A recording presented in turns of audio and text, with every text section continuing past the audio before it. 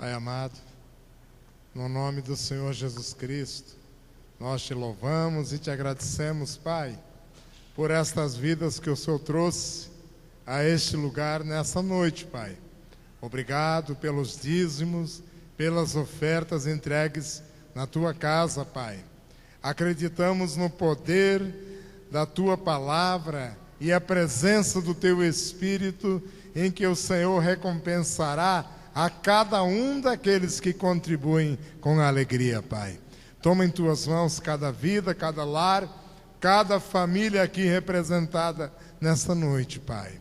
Senhor amado, agora eu te peço que a tua vontade, que é boa e perfeita, ela possa, Senhor, exercer autoridade no nosso coração e na nossa mente, para que esta palavra possa nos ensinar aquilo que o Senhor quer para o teu reino, Pai. Muito obrigado. Nós te louvamos, te agradecemos, no nome poderoso e maravilhoso do Senhor Jesus Cristo. Amém. Amém? Queridos, para mim é uma alegria muito grande estar aqui com vocês, recebendo vocês, vocês que nos honram com a sua tão preciosa presença. Nessa noite tem muitos aqui que estão nos honrando com a sua presença, todos vocês, mas eu quero citar aqui a Letéia e a Adriana, estão nos honrando. Cadê o Robson, que é lá de Couto Magalhães, no Tocantins, é isso? Divisa do Araguaia. Pode me dar aqui, obrigado. Obrigado, Alanche. E também Fernando, que é lá de Londrina. Fernando. Cadê o Wagner, que é de Conquista do Oeste? Cadê o Wagner? Ali o Wagner. Amém. Eu sei que tem muitos aqui, mas eu quero receber todos vocês que nos honram com a sua presença, dizendo: sejam bem-vindos em nome de Jesus. Amém. Queridos, esse testemunho dessa menina, Andressa, eu já vi ele muitas vezes. Cada vez que eu assisto, que eu vejo, que eu participo, eu sinto alguma coisa falando muito forte aqui dentro. E eu entendo que eu não estou fazendo nada.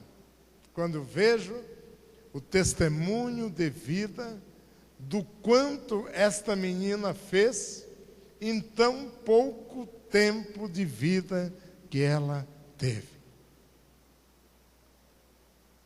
É um exemplo para todos nós. É um exemplo de vida. Será que ela poderia ser uma mulher... tem esse recado aqui antes. A minha querida pastora mandou um abraço, esse recado para mim e para vocês, tá? Ela está lá na Escola do Clamor e é só bênção que rola por lá.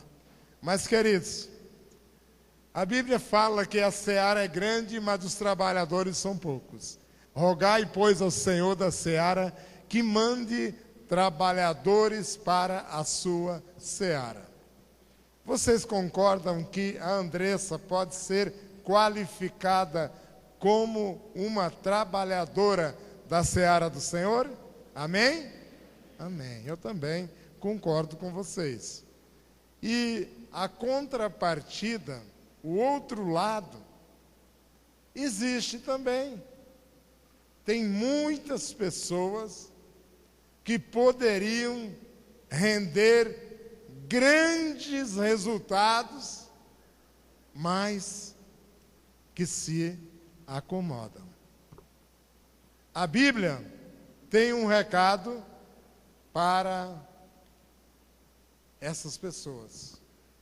Diz assim: vai ter com a formiga, ó preguiçoso, olha para os seus caminhos e seja sábio. Quer dizer, está falando para mim aprender com a formiga. Por quê? A formiga não tem ninguém liderando ela, não tem ninguém obrigando ela a fazer, mas ela trabalha muito, para que na época da necessidade ela tenha em abundância. E a obra de Deus é carente da nossa participação para poder ter resultados. Mas, queridos, lá no livro de Provérbios, capítulo 6, você encontra muitas coisas a esse respeito. E vocês vendo assim eu falar, fica imaginando, mas será que Deus se preocupa só com aqueles que trabalham? Ou se preocupa com todos? Eu vou deixar esta pergunta no ar. Mas dentro da Bíblia, queridos, nós vamos ver muitas pessoas que tiveram o chamado. Por exemplo, Moisés. Ele estava dormindo, descansando numa rede quando foi chamado? Não! Ele estava ocupado, cuidando do rebanho de ovelhas do sogro dele, Jetro. E aí no telão vai aparecendo os versículos bíblicos. Se você quiser copiar para depois conferir, você tem liberdade. Gideão estava malhando o trigo junto ao lagar de vinho. Então o lagar não é o lugar de malhar trigo, mas ele estava lá com medo dos midianitas. Por isso que ele estava assim bem esperto. Estava trabalhando.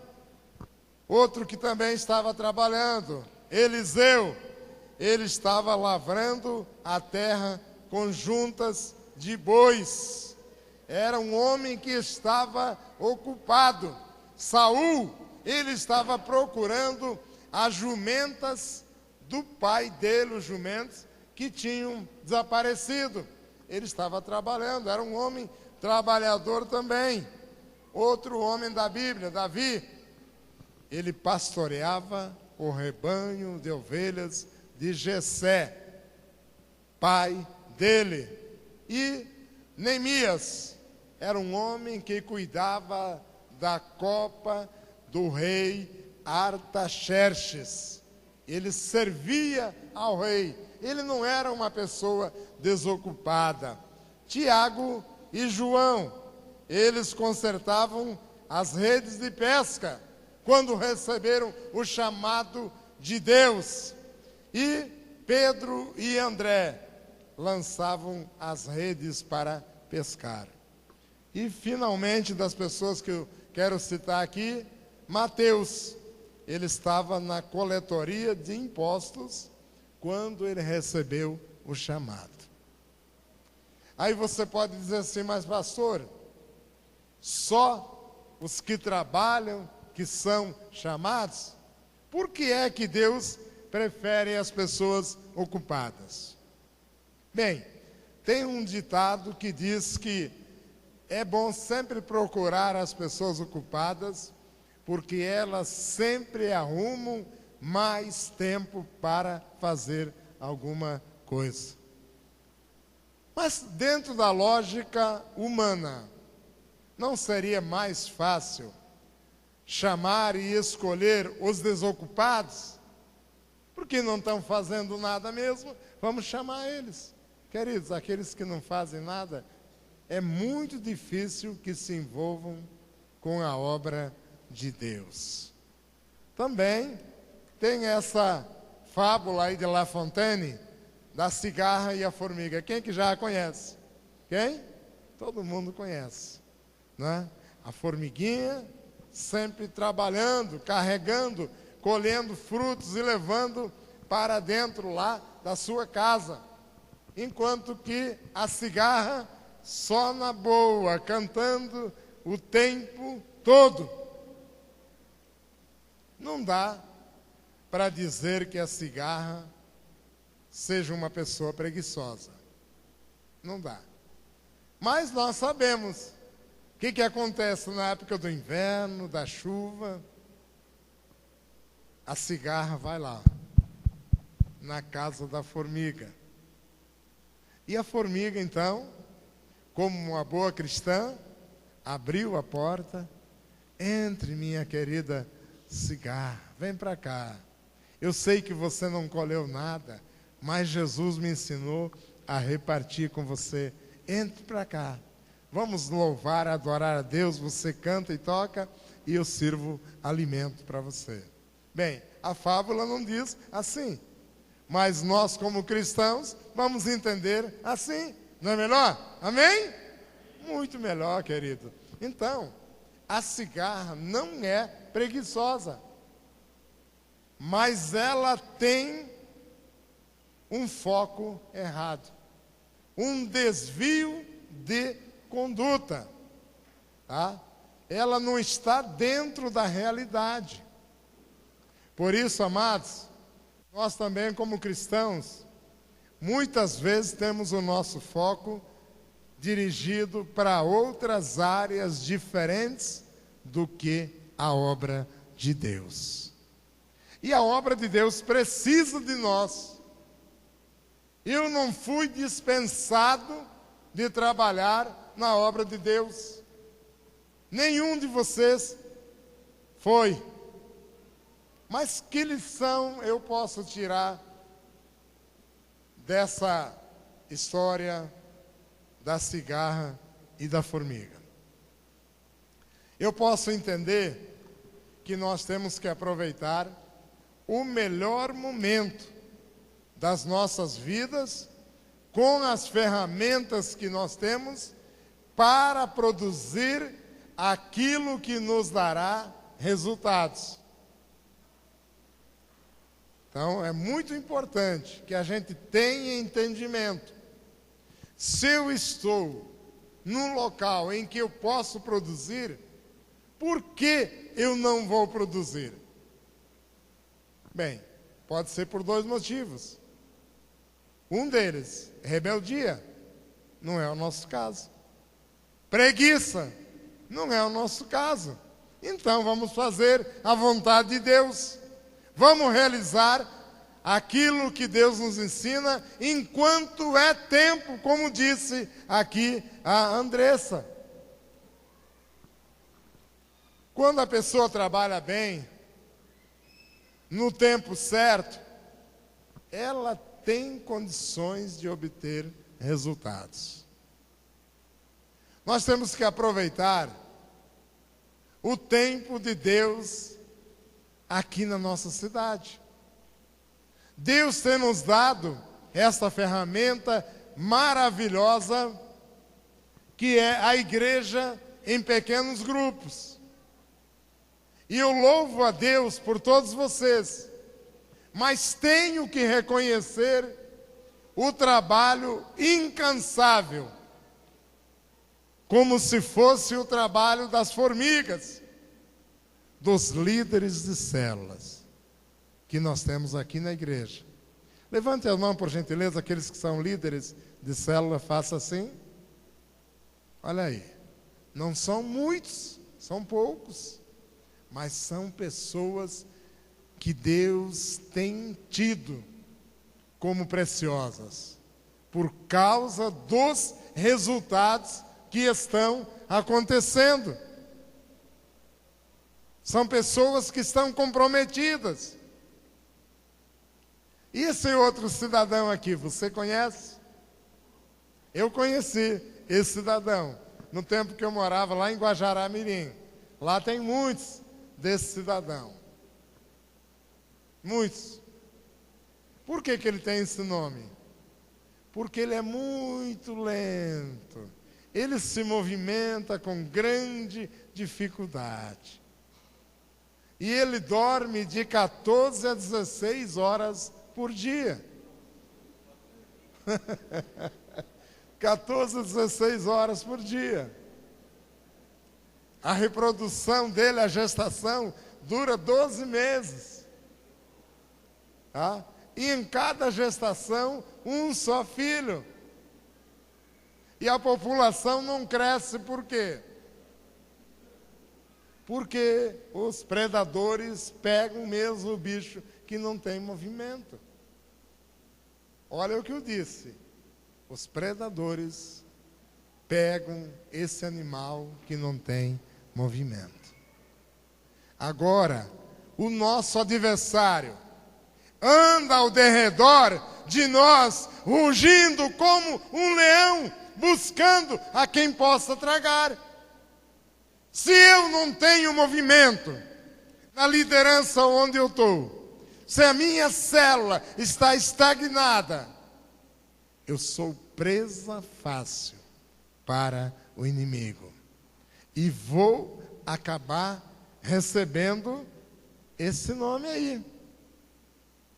Bicho preguiça. Eu não quero ter esse nome. Eu tenho que trabalhar, eu tenho que me esforçar. E interessante que além desse capítulo, desse versículo que nós lemos, a Bíblia traz mais esses 2 versículos a respeito do preguiçoso. As mãos preguiçosas empobrecem o homem, porém as mãos diligentes lhe trazem riqueza. Aquele que faz a colheita no verão é filho sensato, mas aquele que dorme durante a ceifa é filho que causa vergonha. A Bíblia, ela procura mesmo mostrar os aspectos de bem viver, para que nós, em todas as nossas atividades, seja dentro da família, seja no comércio, na indústria, nas empresas, na roça, em casa, na igreja, possa ser feita da melhor forma. Por que isso? Porque a falta de iniciativa, ela é desastrosa. A preguiça é desastrosa. E por que então? Quais são as consequências daquilo que é feito pelo preguiçoso? Por exemplo, será que a falta de iniciativa é uma marca do preguiçoso? Será que é? Então, o preguiçoso, ele deixa de tomar atitudes, deixa de fazer algo, deixa de começar, deixa de realizar. Por quê? Porque ele tem preguiça de fazer as coisas. Dá trabalho, tem que sair da zona de conforto, tem que ter dedicação. Mas será que toda falta de iniciativa é resultado da preguiça? Nem toda falta de iniciativa é preguiça. Mas com certeza, toda preguiça leva à falta de iniciativa. Nós estamos aqui falando em termos de igreja, mas isso se aplica em todas as áreas da sua vida. Lá no teu trabalho, lá no futebol onde você joga, lá na reunião das irmãs, em todos os lugares o resultado é o mesmo, nada. E o que acontece quando as pessoas, por preguiça, não têm iniciativa?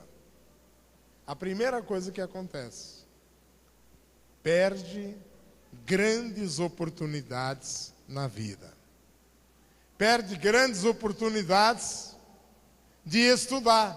Por exemplo, a idade da adolescência, a idade da juventude, a pessoa prefere trocar os estudos para ficar vendo um futebol, às vezes. Não sou contra, mas a dedicação maior às coisas que não trazem resultados. Novela, filmes, desenhos, porcarias, que não trazem nada de ensinamento. E o resultado? Quando chega o dia da prova lá na escola, vai receber uma nota desse tamanho, um 0 bem bonito. Vai tirar uma nota baixa.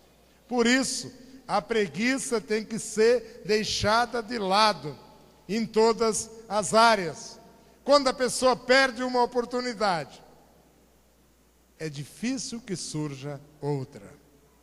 E essa palavra, ela tem um significado maior para os adolescentes e para os jovens, que nos dias de hoje terão grandes oportunidades pela frente.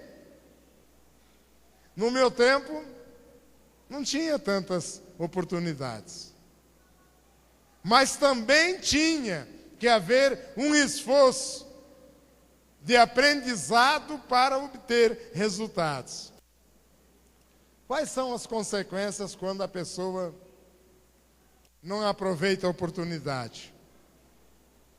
Prejudica a família, na falta de sustento, na falta de um conforto maior em casa, uma casa melhor, um veículo melhor, perde de fazer negócios importantes, atrasa os pagamentos das contas, aprendizado fraco, resultados baixos. E mais, a pessoa que é preguiçosa, ela tem preguiça até de ensinar os outros aquilo que ela sabe. Por exemplo, eu li há poucos dias que no mundo inteiro, a cada 14 dias, morre uma língua ou um dialeto.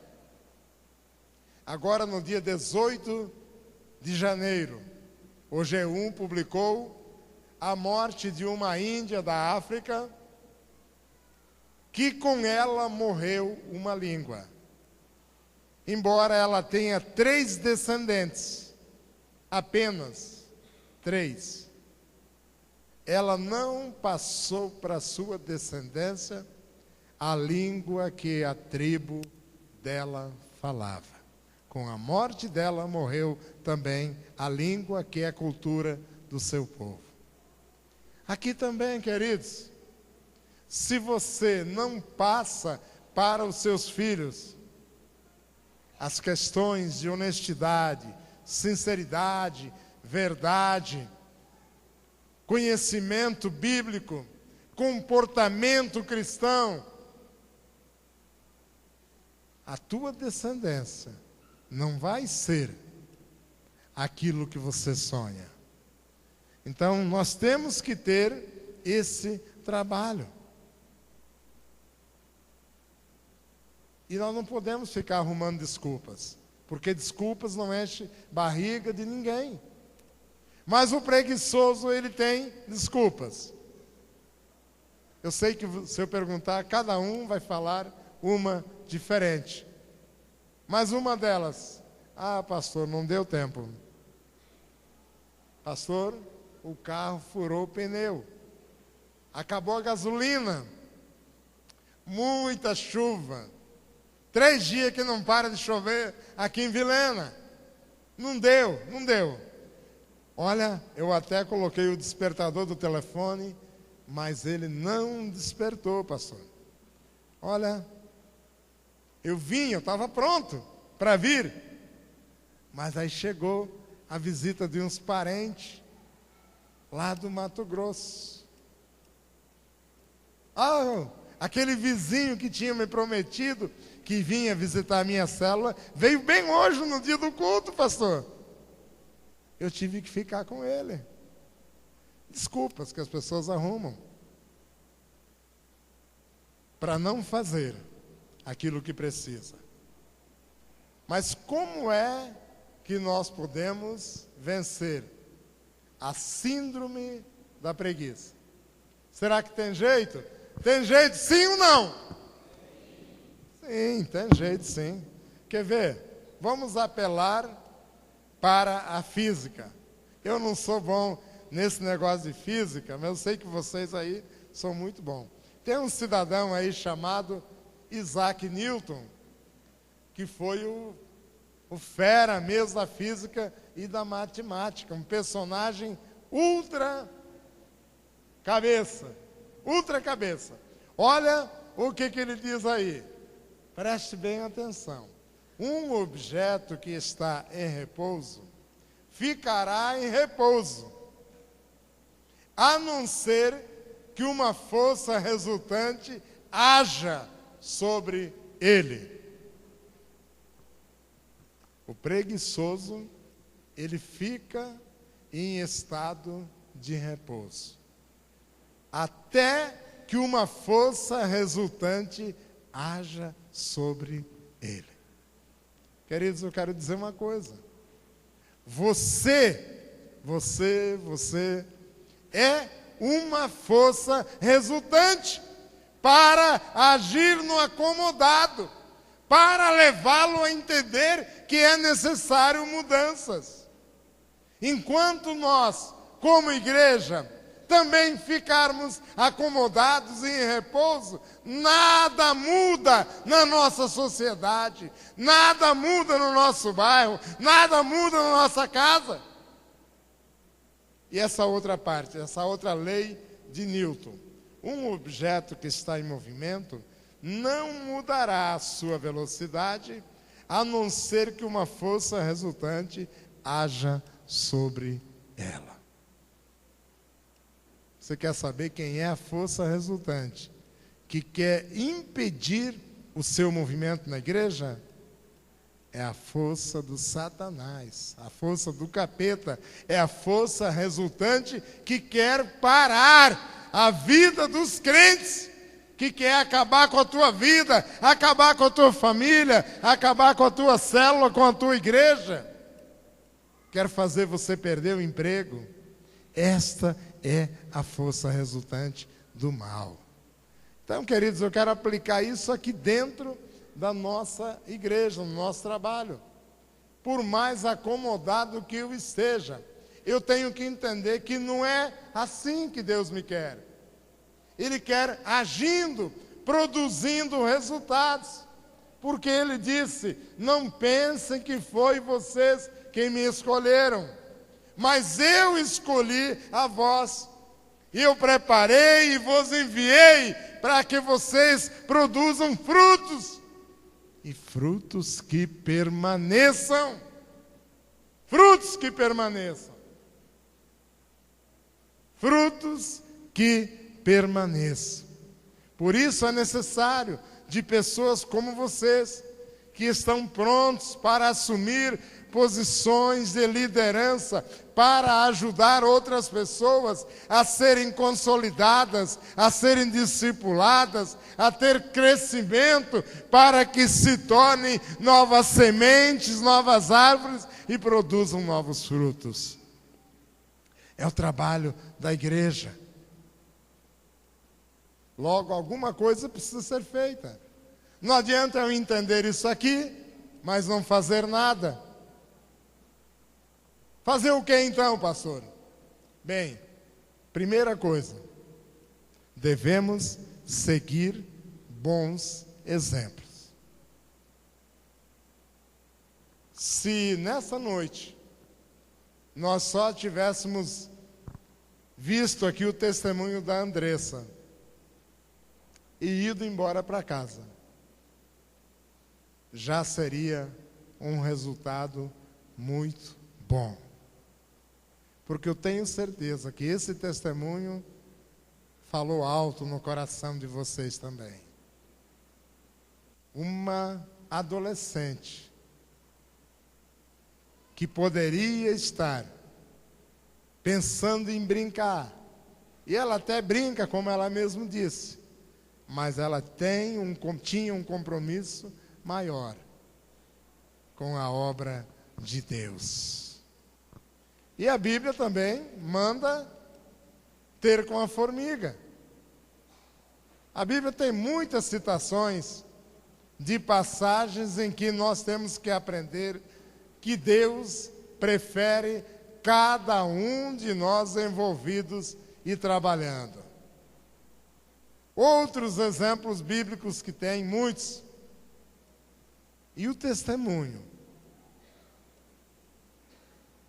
do seu líder de célula, do seu discipulador, dos líderes de departamentos e dos pastores da igreja. Tudo serve para nós entendermos e praticarmos. Mas é necessário também planejar e organizar. Uma das coisas são os avisos que a gente procura trazer aqui, para que as pessoas se programem, se planejem, se organizem. E planejar é uma forma metódica que racionaliza o tempo, organiza o método que eu vou usar para cumprir a tarefa. E eu gasto menos tempo com isso e o meu cansaço diminui. Agora, por que também, então, estabelecer alvos, estabelecer metas? Primeiro, porque a falta de propósito, falta de metas, faz com que a pessoa se sinta à toa, sem nada para fazer. Quando eu não estou programado para fazer nada, a minha mente me diz que eu posso ficar sem fazer nada. Mas quando eu me programo, segunda-feira, 16h, eu tenho horário marcado com o Cleiton. Amanhã, 16h. A partir das 3 eu já me programo para essa reunião. Amém? Então é assim que funciona. Eu sou incomodado pela minha mente, que é dirigida pelo Espírito de Deus. 5h, eu tenho meu compromisso com o Edinã. E assim por diante. Se eu falar para você, qualquer hora eu vou lá na tua casa tomar um cafezinho. Eu não vou nunca. Mas se eu falar, quarta-feira, 5h, eu estarei lá tomando um cafezinho. Eu vou ter que ir lá porque eu empenhei a minha palavra e a minha mente. Ela começa a me direcionar para isso. Segundo ponto, os alvos, eles motivam e tiram a pessoa da situação de conforto. Quando você estabelece alvos, você vai trabalhar em cima disso. Agora, quanto mais a pessoa se distancia dos propósitos, mais desmotivada fica e mais rapidamente chega a preguiça. Mais rapidamente chega a preguiça. Quando nós estamos envolvidos mesmo com o trabalho, todas as coisas cooperam para isso, para bons resultados. Nessa noite, queridos, eu sei que talvez você possa dizer, mas poderíamos estar falando um outro assunto. Mas por que esse assunto é necessário? Primeiro, porque é da Bíblia. Segundo, é para que nós todos estejamos preparados para que isso não aconteça conosco. Ou alguém aqui é vacinado contra a preguiça? Eu não sou. Pode acontecer comigo. De repente pode acontecer com você. Mas é um assunto muito bom para ser debatido também lá na reunião da célula. Eu quero deixar algumas perguntas com você, para que você estude, se prepare para debater esse assunto lá na reunião da célula. Você já foi vítima da preguiça de alguém? Foi? Pode acontecer. Alguém deixou você em má situação por causa da preguiça dele? E que prejuízo isso trouxe para você? A outra pergunta: você já foi atingido pela síndrome da preguiça? Foi? O que você fez para afastar a síndrome da preguiça? Então, queridos, são coisas muito simples, mas que eu quero deixar aí com vocês, para que vocês estejam, assim, se envolvendo, se compromissando, se comprometendo com as coisas de Deus, para que todos nós, unidos, possamos obter os resultados que Deus espera. Amém? Eu quero convidar você para ficar em pé. Nós vamos entoar mais um cântico. Em seguida, o irmão Walter estará aqui orando, finalizando este culto.